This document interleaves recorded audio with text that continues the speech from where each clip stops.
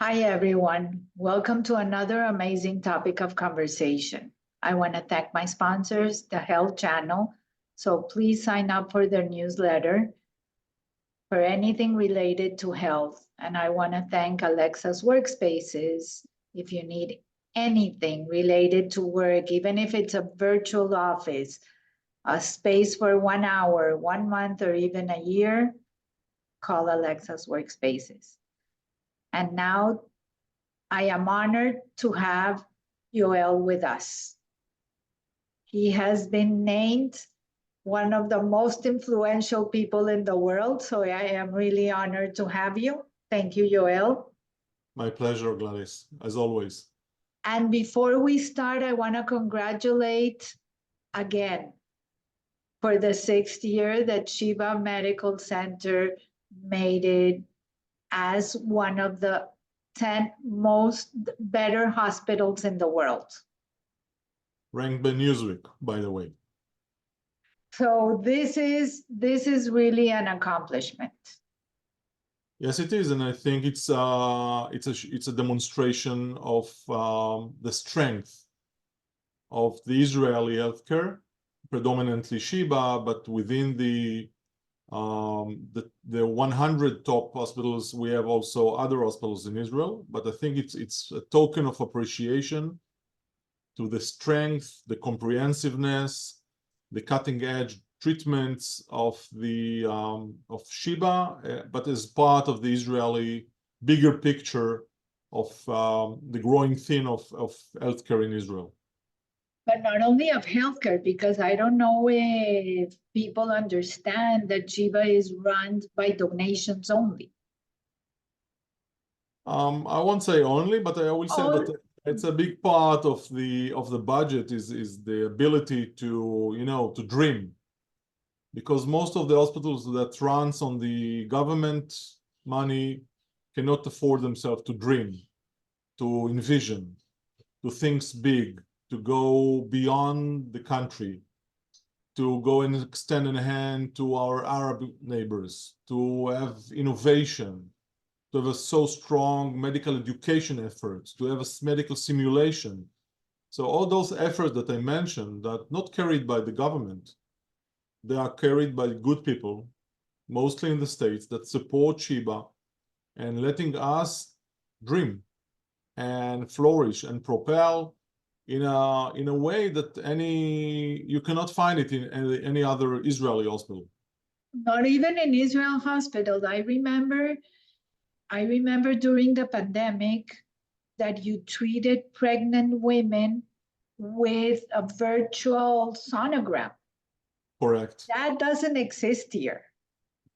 This particular technology also, I took it with me to the mission to Ukraine, and we train local physicians to work with the Israeli technology that allowed them to monitor their patients from the remote with a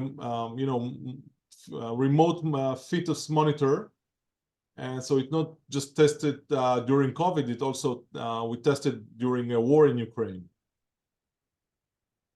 No, I know.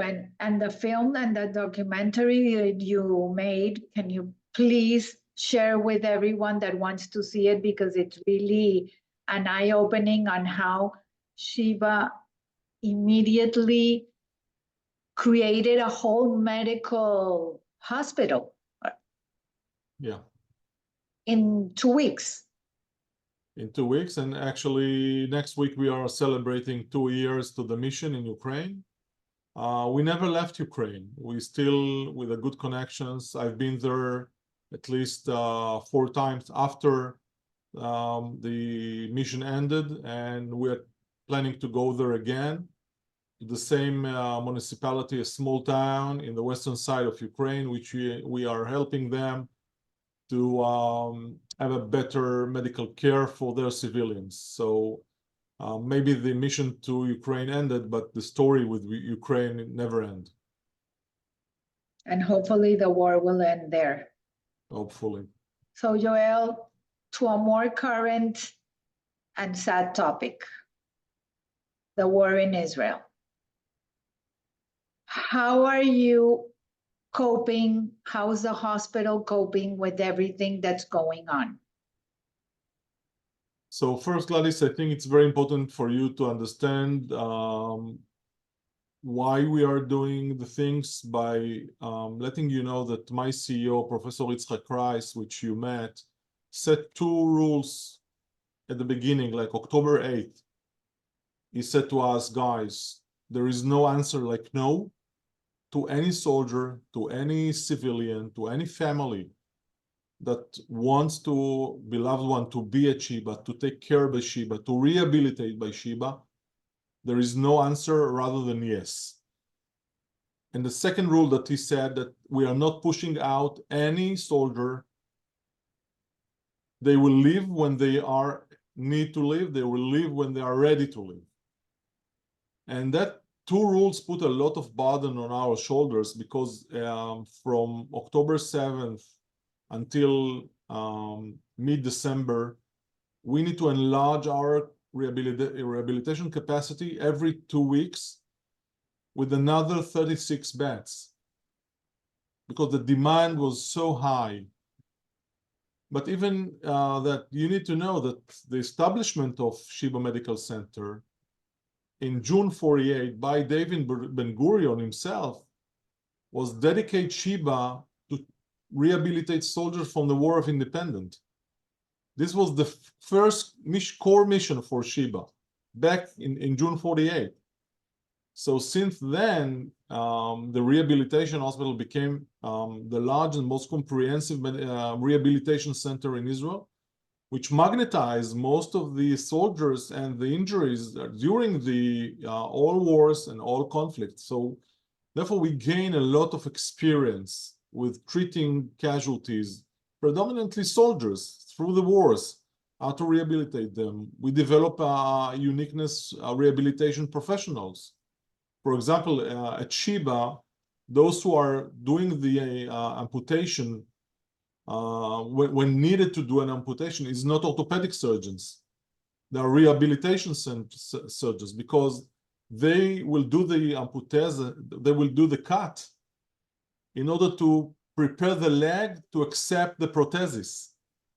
And it's a different thinking the way orthopedic surgeon will cut the leg or the right. They will do it what easy for them, what is fast for them.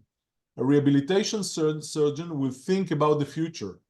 He will think about how to do the stamp in a way that he will fit the right prosthesis. So even those who are dealing with those operations are dedicated rehabilitation surgeons and not just orthopedic surgeons. So it's a different approach, and therefore 70% of all soldiers that being rehabilitated right now in Israel are at Sheba, and it's enormous numbers.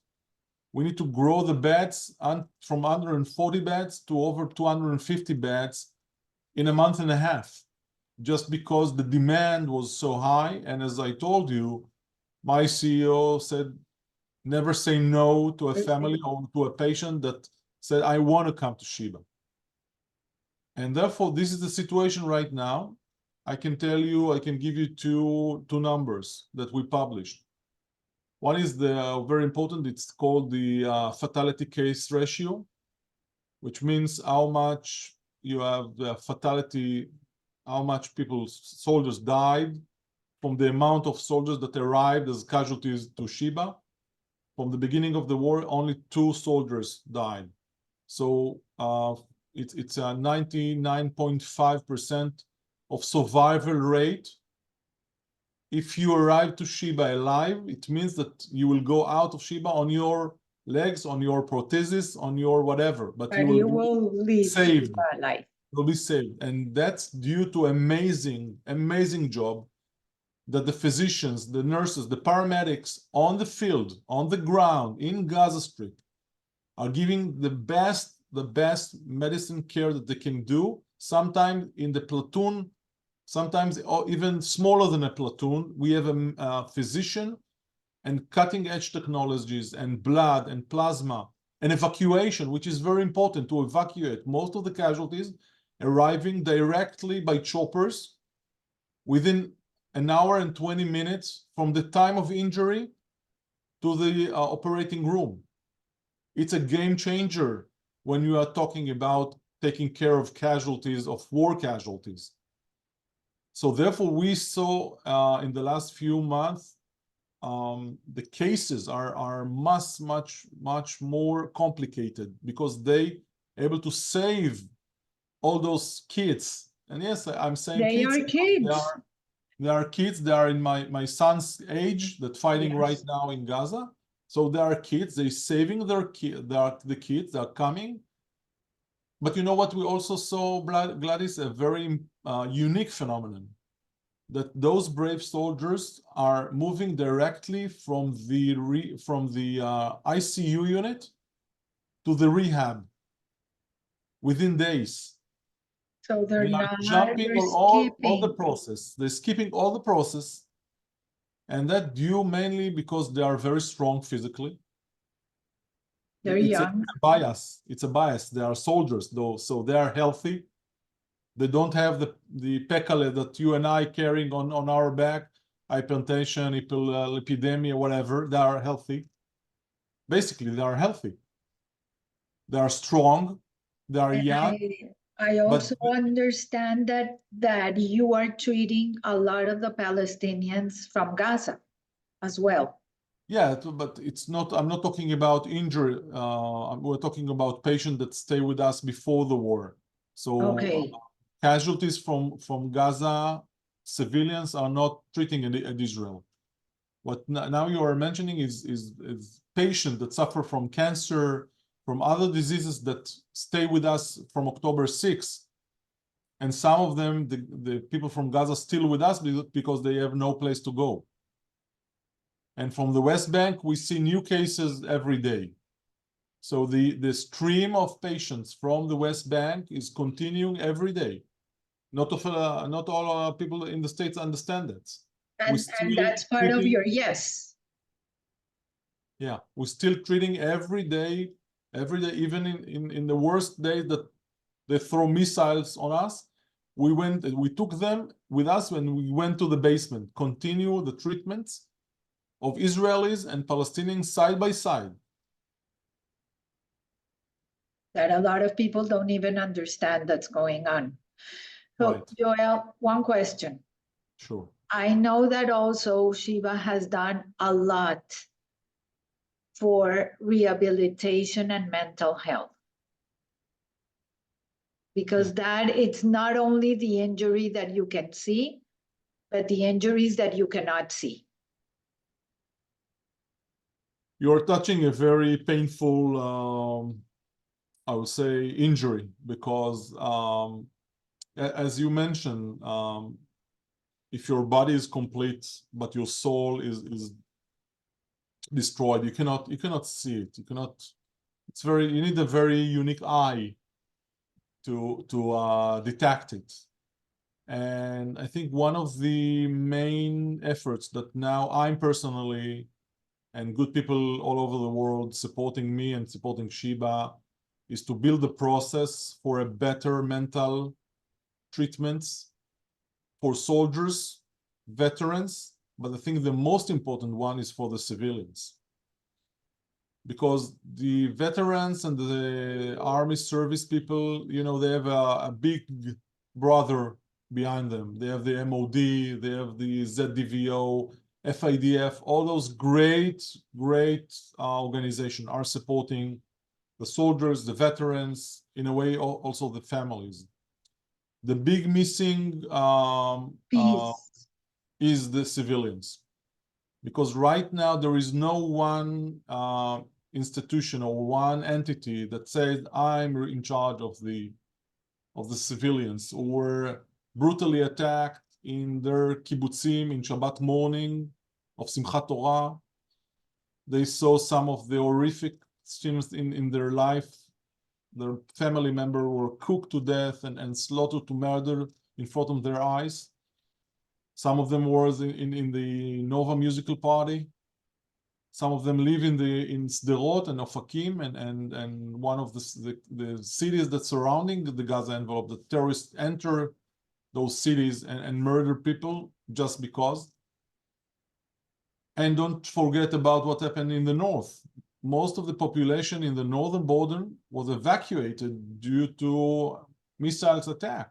So we need also not forget the people from the north side of Israel.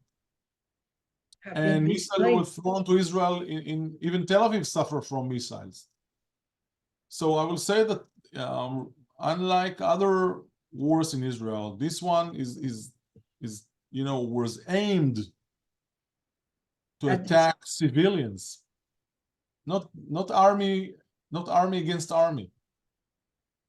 Their main terrorist act was aiming against civilians, and civilians are not protected. They are not prepare themselves as soldiers to go to war. It's not a day-to-day situation in Israel that someone enter your house and kidnapping you. And I know, I'm sure you know, but those kibbutzim and moshavim that were attacked, this is the land of Israel. Even by the UN declaration in 47, this is not occupied territories. No. This is the land of Israel. Yoel, with no doubt. Even the UN recognized it. So it's not a, sometimes people ask me about the conflict. It's not a conflict about land. It's not a conflict even between religions, because some of the people that have been kidnapped and attacked and brutally murdered were not even Jewish. Not even Jewish. Muslims that worked there, that were innocent bystanders, and they begged for their lives, and they didn't care. So it's even not a religion war. It's a war between good and evil. It's a war between right and wrong, and therefore it's touching also you in the States, because it's in a way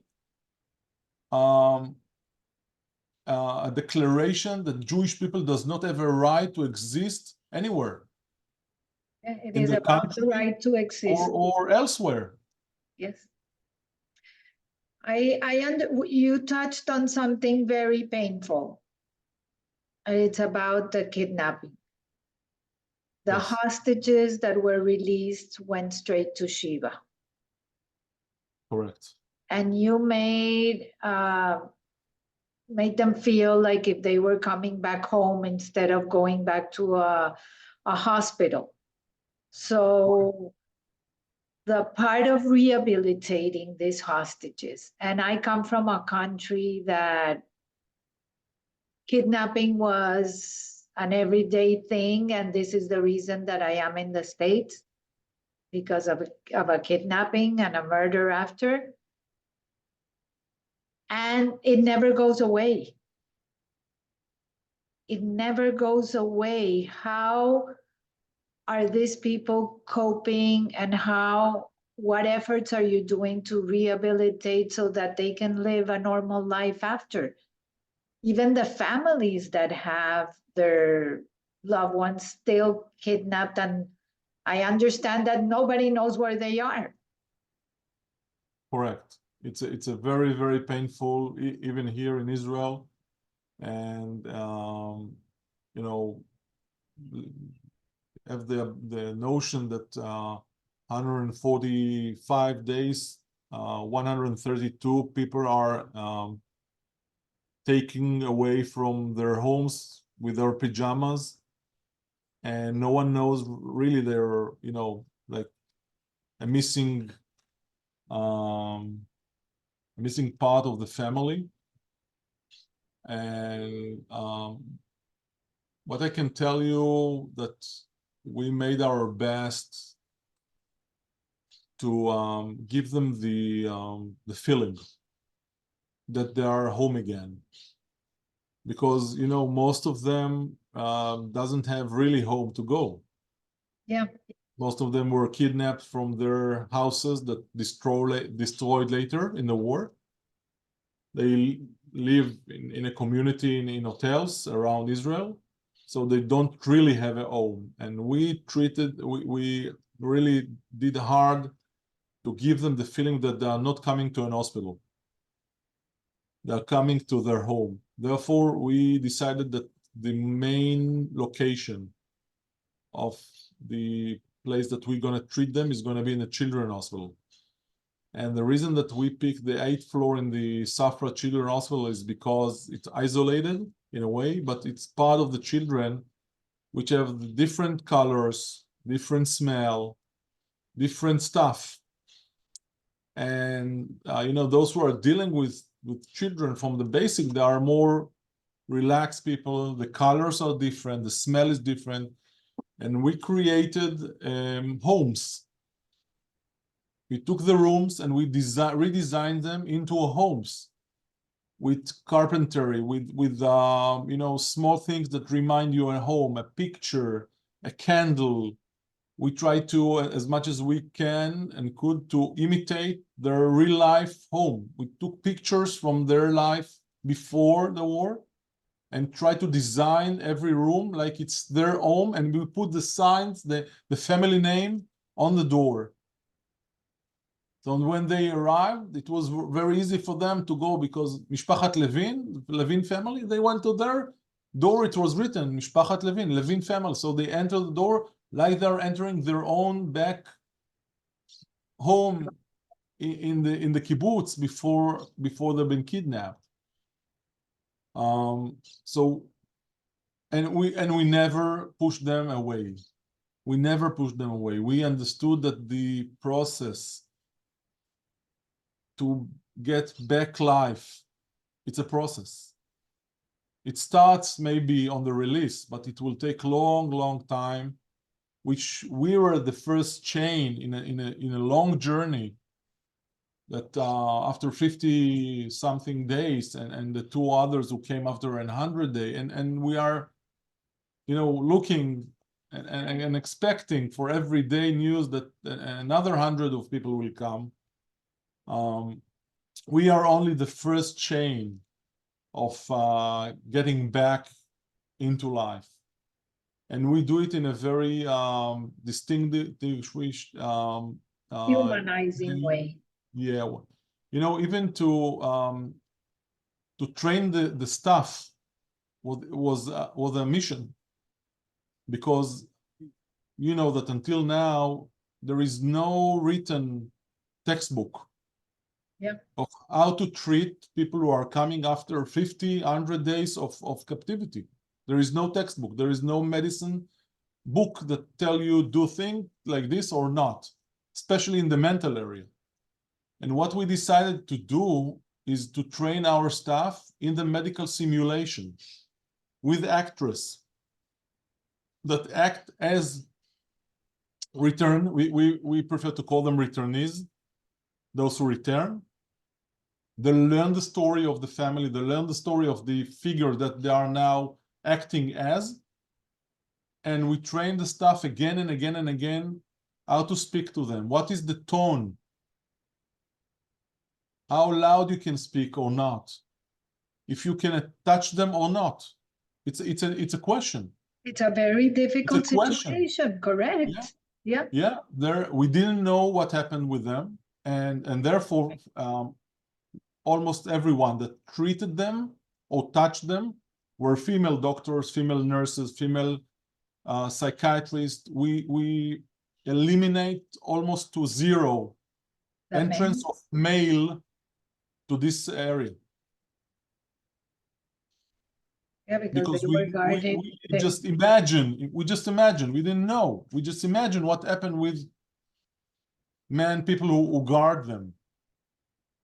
Correct. So only female that were trained again and again and again. And you know, one of the main challenges for the staff was how to relate to the missing part of the family in the room. Because for them, it was first time that they reunite with the family. The families wait for them.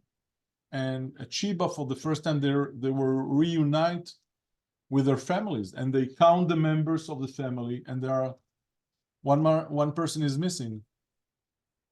Or maybe all or more. Or more. How to tell them? How to tell kids there are 18 orphan kids that both parents Are died. there? How to tell them that they have no father and mother anymore? I think that was the most Painful. challenge for the staff to deal with, because the physical injuries were we can cope with them. We can cope with them. I won't go into details, but most of them were dehydrated. They have some cuts. Some of them were operated by veterinarians and not by physicians. But I think the most complicated cases and issues were the mental state. the mental status. Yeah. Now that we are in March and it's Women's Month, Sheba is doing a mission of women to Israel. Why only women? Because we had from last December, we had 4 delegations coming mixed, and we decided that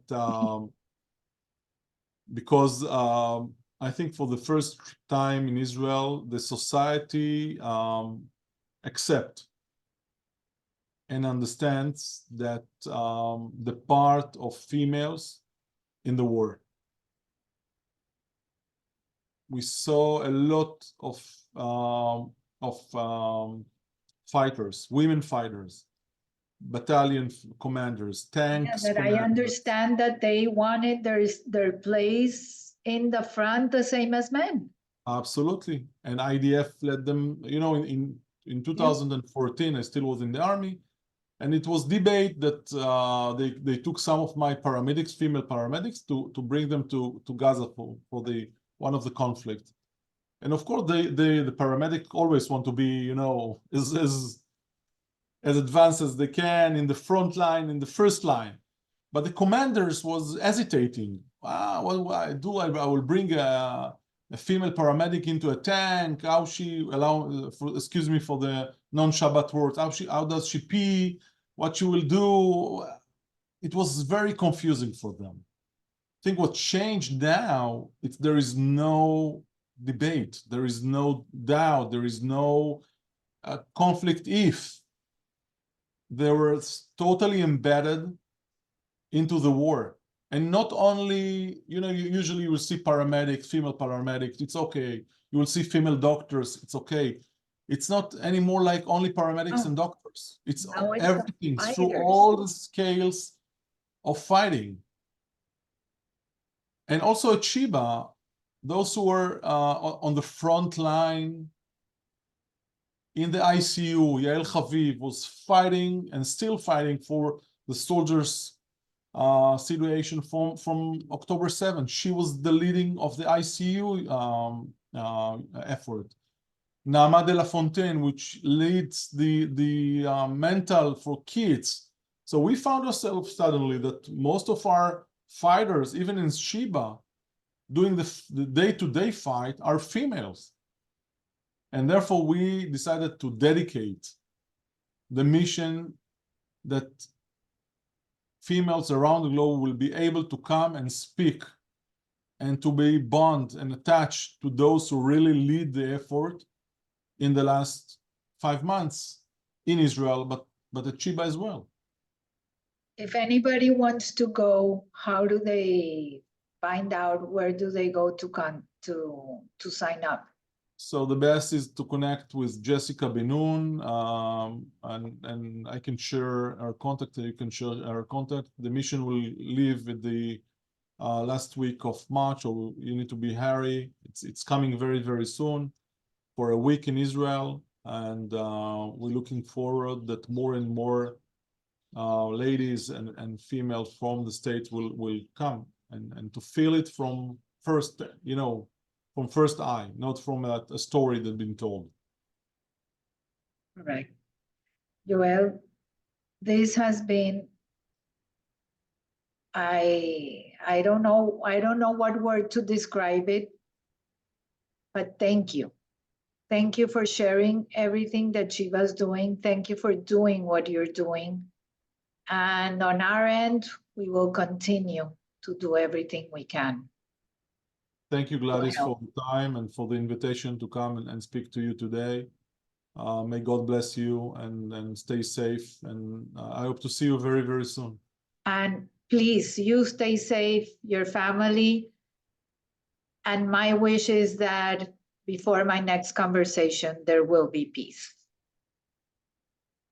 Let's pray for it. Yes. So everyone, please stay safe until next week. Have an amazing day.